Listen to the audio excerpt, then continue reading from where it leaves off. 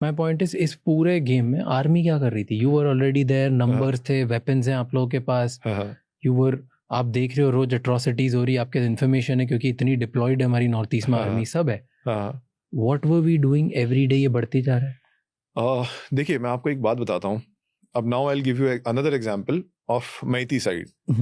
So there was a militant, एक 6 डोगरा का ambush हुआ था नॉर्थ ईस्ट में, जिसमें हमारे अराउंड 20 सोल्जर्स मरे थे. 6 Dogra there is a unit. तो 20 soldiers were killed of 6 Dogra unit. There was a ambush.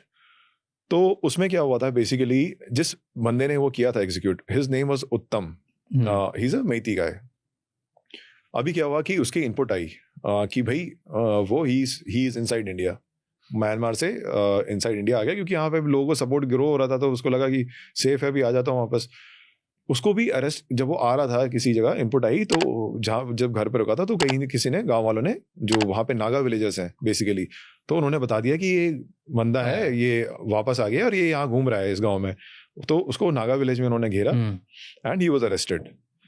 But वहाँ पे एक लोकल पॉलिटिशियन आया, Meitei local politician, along with the mob and everything, and then he pressurised फौज को कि भाई इसको छोड़ दो, नहीं तो यहाँ पे बहुत अनरेस्ट होगा, civilians are going to die for him, civilians are going to do this for him, that for him.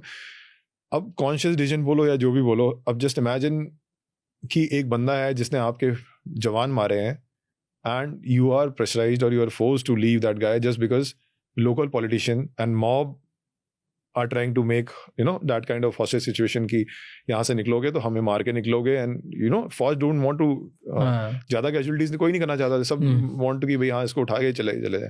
So इतना कुछ हुआ कि उसको छोड़ना पड़ा. That guy was left. एक पॉलिटिशियन ने करवाई?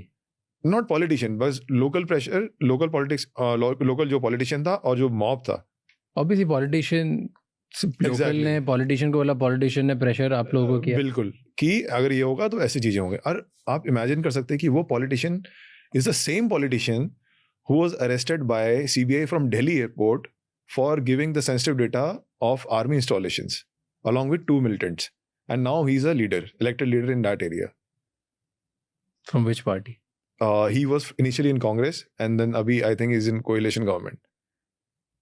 So he is a politician, like a guy who was caught with in Delhi airport along with 2 militants, along with a CD and locations of all military camps, and he was going to Nepal from there. उसने काठमांडू की flight कराई थी उसकी, उनकी खुद भी जा रहा था, and he was meeting ISI guys there. So this is like on record. अब तुम जब अरेस्ट हो रहे हो मिलिटेंट्स के साथ, जो मिलिटेंट हैं, तुम नेपाल जा रहे हो, उससे तुम्हारे पास कुछ भी ना हो, चलो मैं बोलता हूँ इनके पास इतना कुछ मिला है, बट इनके पास कुछ भी ना हो उसके पास अगर चलो और 2 मिलिटेंट लीडर्स के साथ जा रहे हो, या that too not a small guy, some random guy. हाँ, they are leaders. तो ये क्या करता था? Okay, explain me about him.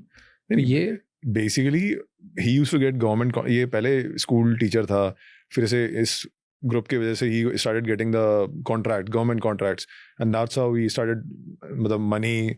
फिर इसको कैलकाटा में कुछ मणिपुर हाउस बन रहा था, उसका कॉन्ट्रैक्ट मिल गया था. So you know that's how he started collecting money, and उसके बाद इलेक्शन में लड़ा. तो क्योंकि वहाँ तो जिसको भी आर्म ग्रुप मतलब बेसिकली सपोर्ट करते थे वो इलेक्शन जीतते थे, तो ऐसा चलता है वहाँ पे अभी भी.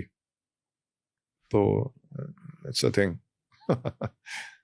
So, and now so you are saying कि आर्मी टेक्निकली वहाँ पे full fledgedly अपने operations नहीं कर सकती because of all because obviously politicians, like lot of politicians, I mean if you talk about, they don't want, like अगर वहाँ पे असम राइफल के अगेंस्ट प्रोटेस्ट होते हैं या कुछ होते हैं आर्मी के against, they are the ones who are, you know, kind of sponsoring या पीछे से पुश कर रहे हैं एंटी आर्मी और anti, you know, kind of agendas and everything, just because they know कि they can do anything anytime.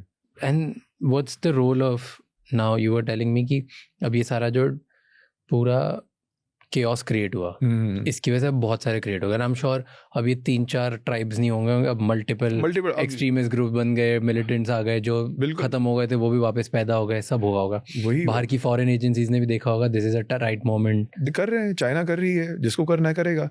Like अगर आप देखोगे अभी जिन्होंने हथियार उठाए हैं, they were all working in Bangalore, Delhi, कोई कहीं काम कर रहे थे, normal, like living their normal lives. Now just to protect their village or just to protect the, and they come back, now they're picking up weapons. और अभी आप देखोगे उनका भी like वही बच्चे जो कल बाहर काम कर रहे थे, now वो rotation में duties दे रहे हैं bunkers में, just outside their villages and all other places. So इस तरीके की मतलब वो चीज़ें अब चल रही हैं, मतलब like which was not required also. अगर वहाँ पे law होता, law and order ठीक से होता, या चीज़ें होती. So I mean, आप मानेंगे नहीं, उससे कुछ टाइम पहले वहाँ पे आसफा था, like Armed Forces Special Power Act was there in Manipur, and just few months back it was removed from that area. So basically, officially, we don't have any we cannot operate in that area without if government say or Manipur state government or government of India says so, us to do so. So we cannot operate there. क्यों? क्या है act मतलब?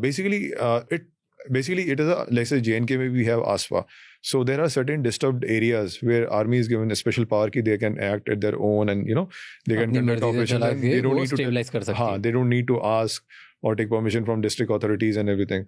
तो उस तरीके के laws होते हैं. तो वहाँ पे just to, because आपको पता है कि अगर कोई state government जैसे यहाँ के केस में हुआ कि भाई they became party to the conflict. They were also you know kind of party to that conflict. So then government can decide, central can decide कि हाँ यार यहाँ पे आसफा लाओ, let फौज take control of things and let them do the thing, their job. So इस तरीके से वो कुछ टाइम पहले वहाँ से हटाई गई थी कि बोल के कि भैया यहाँ पे सब कुछ ठीक है तो यहाँ से और हटाओ, ये आसफा हटाओ यहाँ से. CM was the one who wanted, and now again we have the same situation. तो फिर से आसफा आए. Now again they are under ASFA, like army rule again. So that could have been you know done in the initial phases itself. क्योंकि उसके बाद लोगों को पता है कि फौज will not be biased like police is. Like police ने आपको वेपन लूटने दिए, फौज will not let you obviously not loot weapon, या फौज will not let you do मतलब जो भी इधर आप जो भी कर रहे हैं. So technically it become like they started anti-फौज you know protest कि फौज को यहाँ से हटाओ, फौज को यहाँ नहीं होनी चाहिए. अगर फौज या CRPF या BSF for that matter कहीं deploy हो रही थी तो उसके deployment में people started questioning, जबकि उनका कोई लेना देना नहीं. They are a neutral force. Like that's why they have been deployed there, because they are neutral force. कोई यूपी से, हरियाणा से, कोई ये कहीं से है, आपके यहाँ के भी हैं, कोई कुकी है उसमें भी, कोई मैती भी है. तो but they are not biased, like you know the state police became divided. So people started protesting that also, क्योंकि उनको लगा कि नहीं है ना.